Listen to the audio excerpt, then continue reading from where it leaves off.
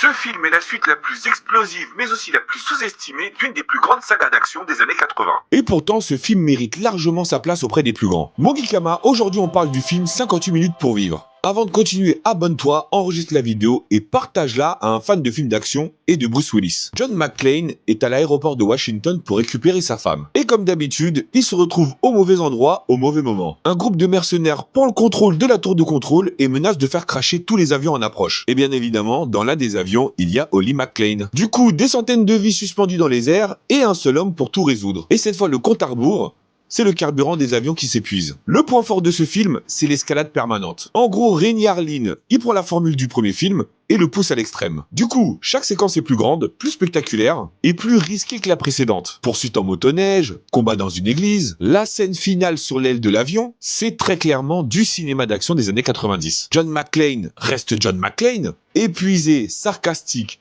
toujours à court de chance, mais jamais à court de ressources. Bruce Willis rempile pour ce second volet, et ça marche parfaitement. On a aussi un enjeu émotionnel plus personnel cette fois-ci, parce que Holly, elle est dans l'un des avions. Et cette menace sur sa famille donne à chaque minute une tension supplémentaire. Quand tu regardes 58 minutes pour vivre, tu te dis, bordel, Hollywood ne sait plus faire ça.